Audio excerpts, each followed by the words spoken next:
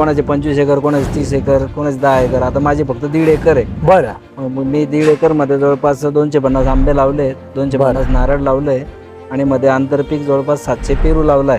बरं. मग ते गवतामुळे मी खूप त्रासलोय, काढून थकलो, मजुरी खर्च करून थकलो. आता जवळपास 3 वर्षाची बाग आहे माझी. तर ह्या सॉइल कव्हर बद्दल तुम्हाला माहिती पाहिजे बरोबर की ही जर तुम्ही तुमच्या शेतामध्ये आथरून दिली किंवा कुठेही आथरली तर हे यातनं सूर्याचा प्रकाश आरपार होत नाही. आणि त्याच्यामुळे काय होतं की तिथे तण येत नाही. एक तर याचं आयुष्य 5 वर्ष आहे. मला फक्त एवढंच विचारायचं होतं, आतमध्ये पाणी गेलं पाहिजे.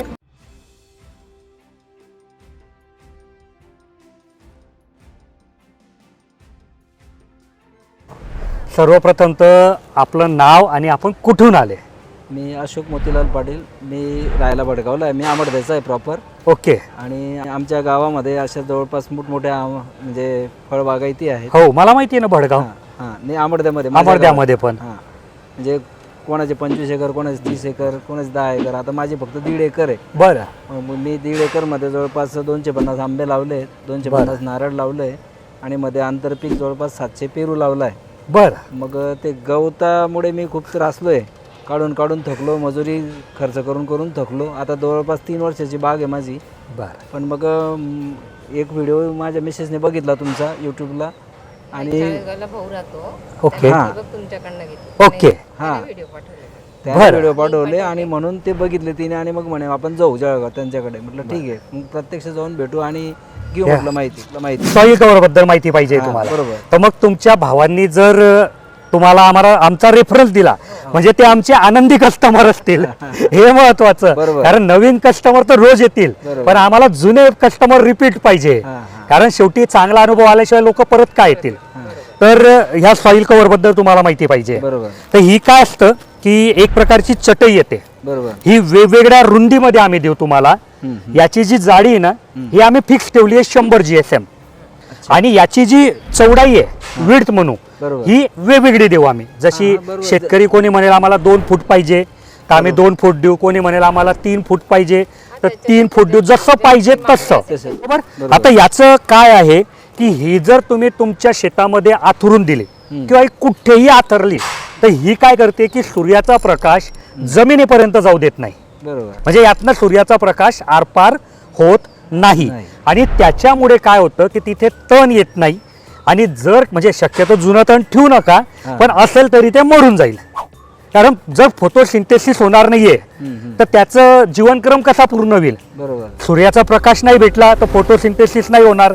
फोटोसिंथेसिस नाही होणार तर त्याला खायला काही नाही भेटणार, तर ते आपोआपच तिथे संपून जातं. आणि हा जो सॉइल कव्हर आहे हा ऍक्च्युली ग्रीन हाऊस, पॉरी हाऊस किंवा ज्या नर्सऱ्या आहेत त्याच्यामध्ये म्हणजे तुम्ही जालन्यात जर गेले ना तर याच्यासाठी आमच्यासाठी जालना हे 10 वर्षापासूनचं मार्केट आहे. तुम्हाला माहित असेल की जालन्यामध्ये भरपूर बियाण्याच्या कंपन्या आहेत. तिथे ते क्वालिटी प्रोडक्शन लागतं. बऱ्याच रिसर्च अँड डेव्हलपमेंटचे त्यांचे प्रयोग असतात. तर पॉली हाऊसमध्ये किंवा कंट्रोल इन्व्हायरमेंटमध्ये याचा पूर्वीपासून उपयोग होत होता.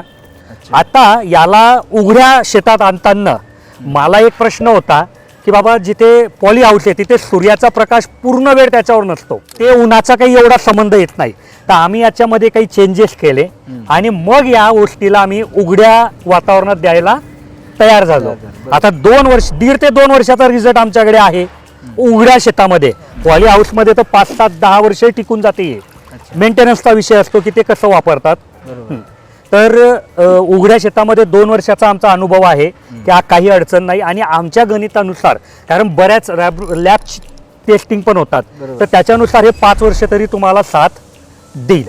आता अजून एक विषय काय होतो की जिथे मोठे झाडं असतात, जसे तुमचा आंबा आहे, चिकू आहे, संत्री आहे, मोसंबी आहे, लिंबू आहे, तर याला मल्चिंग लावता नाही येत. कारण मल्चिंग पेपर जर लावला तर एक तर तो खर्च खूप होतो, प्लस त्याचं आयुष्य तुम्ही कितीही जाड घेतलं तर 1.5 वर्षापेक्षा जास्ती नाही शक्य. आणि जर तुम्ही समजा घेतला 50 मायक्रॉन आणि त्याला टाकलं ते 3-4 वर्ष पण टिकेल. पण 3-4 वर्ष मल्चिंग पेपर काय करेल की ना मधली हवा बाहेर जाऊ देईल, ना बाहेरची हवा मध्ये जाऊ देईल, ना मधलं टेम्परेचर बाहेर जाऊ देईल, ना पाणी मध्ये जाऊ देईल. तर तुमच्या जमिनीला काही अडचण होऊ शकतं. इथे भ्रम नको की जो आता मल्चिंग वापरताय तो 1.5 वर्षापर्यंत वापरतायत त्याच्यानंतर जमीनला परत उघडी करतायत, त्याच्यामुळे तो एक वेगळा विषय आहे. पण सातत्याने जर 4-4, 5-5 वर्ष झाकून ठेवली तर काय होईल, हा एक वेगळा विषय आहे. तर त्याच्यासारखं यात काय आहे की एक तर याचं आयुष्य 5 वर्ष आहे आणि ही फक्त सूर्याचा प्रकाश आत बाहेर जाऊ देत नाही, बाकी हवा आत बाहेर जाऊ देईल, तापमान आत बाहेर जाऊ देईल आणि पाणी सुद्धा आत बाहेर जाऊ देईल. म्हणून मग जे तुमचे मोठे पिकं आहे की ज्याचं आयुष्य 15 वर्ष आहे, 20 वर्ष आहे, त्याला काहीही अडचण येणार नाही. झाडाला सूर्यप्रकाश नाही मिळाला तर वरून तर मिळेल. वरून नाही, झाडाला सूर्यप्रकाश पाहिजे तो त्याचा पानावर, पानावरच तर पान तर मोकळंच आहे ना, पान मोकळं आणि आपण फक्त मुळं झाकून ठेवले त्याचे. तर तिथे असंही बघा तांत्रिकदृष्ट्या म्हणजे हे सिद्ध झालंय की कुठल्याही झाडाच्या अवतीभोवती 2 टेम्परेचर असतात किंवा 2 परिस्थिती असतात. एक त्याच्या मुळाजवळ की जेवढं टेम्परेचर तिथे कमी राहील तितकं चांगलं, आणि दुसरं त्याच्या पानाजवळ की तिथे जेवढं टेम्परेचर जास्ती राहील किंवा सूर्यप्रकाश जास्ती राहील तितकं चांगलं. तर याच्यामुळे मग ते खाली तर असंही टेम्परेचर कमीच होणार आहे, जे होणार आहे वाढणार तर नाही. वाढणार नाही. आणि सर्वात महत्त्वाचं अजून काय होतं की हे टाकून दिल्यामुळे सूर्याचा प्रकाश जमिनीपर्यंत जात नाही ना, तर तिथे बायोमास वाढतं, म्हणजे कार्बनचं प्रमाण वाढतं. हे जे एखादी वस्तू आपण गवत कापलं आणि टाकलं ते नंतर सडतं, तर ते कशात रूपांतर होतं, बायोमासमध्ये होतं. बायोमास म्हणजे कार्बन, जमिनीत जितका जास्ती कार्बन तितकी तिची सुपीकता जास्ती. आणि साधारण परिस्थितीमध्ये हे जे बायोमास बनतं हे कुठल्याही कारखान्यात बनवू शकत नाही, कारण हे जीवाणू विषाणू बनवतात आणि हे फक्त अंधारात काम करतात, दिवसा काम करत नाही. तर साधारण परिस्थितीमध्ये ते फक्त रात्री काम करतात. पण मल्चिंग पेपर टाकला किंवा सॉईल कव्हर टाकलं तर तिथे अंधार राहतो आणि त्याच्यामुळे त्यांचं काम 12 घंट्याच्या जागी 24 घंट्यावर जातं आणि बायोमास वाढतं. बायोमास वाढला, त्याला जर खाय प्यायला चांगलं भेटलं तर आपुसकच त्याची ताकद वाढणार आहे. अजून काही तुमच्या मनात डाऊट आहे का? नाही, डाऊट काही नाही. म्हणजे तेच मला फक्त एवढंच विचारायचं होतं, आतमध्ये पाणी गेलं पाहिजे. पाणी हे बघा नळ्यावरती टाकणार. 18 लिटर पर सेकंद पर्यंत आम्ही याचं मोजलेलं आहे. पण शक्यतो याला वापरता कसं की मधून वापरता नळी खालून. मधून वापरली तर मग आणि ते हे वरून कधी-कधी टाकतात. काय होतं, चोकअप होते. ते नाही लक्षात येत ना. बरोबर. लक्षात येत नाही पाणी प्रत्येक पडतंय का नाही, वेळेस काय नाही नाही. काढू शकत आपण. हां. नाही, वरतून पण टाकू शकता. पण आता बघा मी ओपनली सांगतो की ही जेव्हा नवीन असते ना तेव्हा याचं पर्क्युलेशन थोडं कमी असू शकतं, ते कमी पण नसतं. कारण काय असतं की ही जेव्हा विणली गेली आहे ही एक प्रकारची चटई आहे, तर याच्यामध्ये जे तंतू आहे ना ते अजून टाईट आहे. हे जसे जसे वापरली जाईल तसं त्यात गॅप येईल. बरोबर. आणि सोबत त्या तंतूमध्ये माती जाऊन बसेल आणि ही माती सुद्धा त्याचं पाणी आत बाहेर न्यायचं करतं. आता ड्रिपरच्या बाबतीत काय होतं की ड्रिपरमुळे एकदम थेंब थेंब पाणी पडतं, तर बऱ्याच वेळा काय होतं की ते असं इकडे तिकडे वाहतं. बरोबर. तर शेतकऱ्याला वाटतं की हे झिरपत नाहीये, म्हणजे तिथेच जर ग्लासभर पाणी टाकायला लावलं ना तर ते झिरपतं. ते ड्रिपर आहे ना तिथे थोडंसं हाताने मारा, हा, म्हणजे तो खोलगट पण होतं आणि तिथलं ते तंतू जे आहेत ते थोडे मोकळे पण होतात. किंवा थोडीशी तिथे माती टाकून द्या, तुमचं काम होऊन जाईल. आणि हे पण कधी जर अडचण आली तर, कारण याला शेवटी जेव्हा बनवलंय ना तर याच्यामध्ये हे काहीतरी असं एजंट टाकावा लागतो की ज्याच्यामुळे हे स्टिकी होईल. हळूहळू तो एजंट ढिल्ला होणारच आहे, त्याच्याबद्दल वाद नाहीये.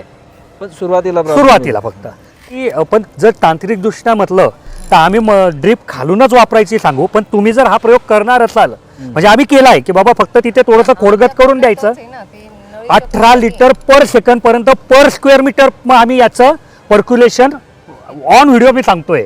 म्हणजे उद्या जर कोणी म्हटलं तर मला मोजून देणं बंधन आहे. पण ते कशी, मग समजा याला थोडंसं चुरगडलं किंवा आम्ही सांगतो बाबा जिथे ड्रिपर आलंय तिथे फक्त हाताने मारा, ते थोडं खाली खोडगत गेलं की आपलं काम झालं. काही तर मुठभर माती घ्या तिथे टाकून द्या, म्हणजे ती माती कंडक्टिव्हिटीचं काम करते, बाकी काहीही अडचण नाही. आता हे तुम्ही केलेले हे याला थोडंसं हा, याला आता काय आहे, नाही निघणार ना, मी सांगतो त्याचं काय.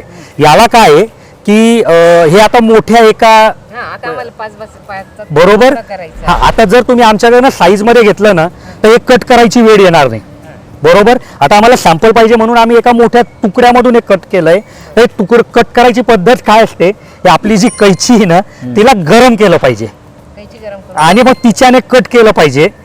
आता समजा कैचीने गरम करून नाही जमत आहे तर साधासा विषय 10 रुपयाचा लायटर येतं ना आपलं, त्या लायटरने फक्त असं फिरवून घ्या, ते आपोआप वेल्डिंग होऊन जातं. म्हणजे उघडत नाहीत त्याचे तोंड. आणि समजा म्हणजे लायटरमुळे जर आपला अंदाज चुकला तर कुठेतरी ते आग घेतं, काही नाही, हाताने दाबलं की बंद होतं, एवढंच की काहीच नाही याच्यात. म्हणजे बाकी नॉर्मल आता तुम्ही जर तयार रोल घेतला तर तो ह्या फिनिशिंग मध्ये येईल. हे आम्ही कट केलंय म्हणून ते असं आलंय. आता इथे तर काहीच नाही केलंय अजून. आता याला लायटर फिरवलं ना तर वेळ होऊन जाईल.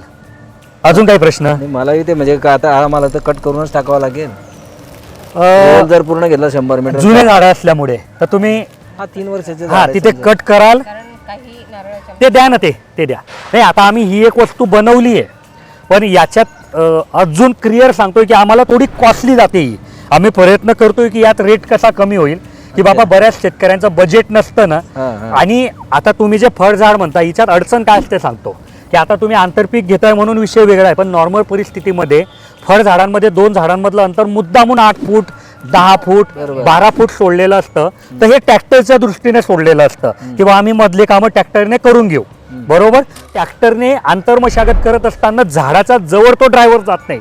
कारण त्याला काय असतं जवळ गेलं चुकून झाडाला जर धक्का लागला तर झाड मरेल. बरोबर. आपली एवढी 5-6 वर्षाची मेहनत जाईल. तर मग झाडाचा अवतीभोवती काय करायचं म्हणून मग काही शेतकरी असं पण घेतात की बाबा हे आम्ही असं कट करून दिलंय पूर्ण शिवून दिलंय की हे जर तुम्ही टाकून दिलं बरोबर आणि मग याचे इथे एक अशा प्रकारचे किडे सुद्धा येतात की किडे मारून दिले की टेन्शन नाही. बरोबर. तर तुम्ही पण आता जर तुम्हाला हे थोडं आम्ही आता कसं की मॅन्युअली करतोय अजून याच्यासाठी मशीन डेव्हलप झाली नाही तर हे थोडं कॉस्टली जात आहे.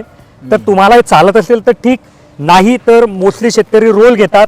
तिथे जिथे ते झाड येईल आधी झाडाच्या बाजूला टाकून देतील रोल आणि जिथे झाड आहे तिथे कट करतील आणि कैचीने सुद्धा होतं. बऱ्याच वेळा काय आहे की आता ती प्लॅस्टिकची ग्रीप असलेली कैची वगैरे येते ना ती घ्या.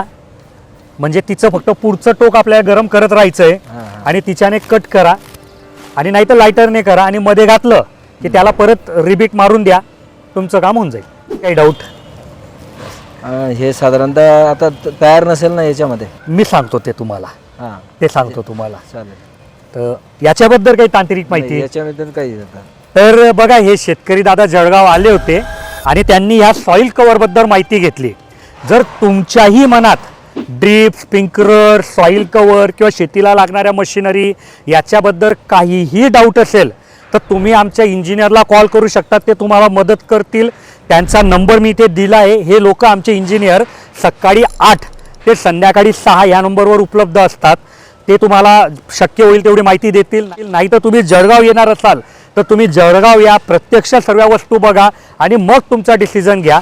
आणि ही माझी मेहनत आवडली असेल की बाबा एवढे आम्ही सर्व व्हिडिओ बनवतो आणि तुम्हाला अपडेट करायचा प्रयत्न करतो तर व्हिडिओला लाईक करा, चॅनलला सबस्क्राईब करा आणि ही व्हिडिओ जास्तीत जास्त शेतकऱ्यांपर्यंत पोहोचवा. आणि दादा तुम्हाला एक प्रश्न विचारतो मी की आधी आमच्या इंजिनियरला कॉल केला होता का? हो. त्यांनी व्यवस्थित माहिती दिली होती? काही नाराजी तुमची? इथे तुम्ही आले तर इथे सॅम्पल वगैरे सर्व व्यवस्थित दाखवलं? सगळं व्यवस्थित दाखवलं, काही अडचण. चला धन्यवाद.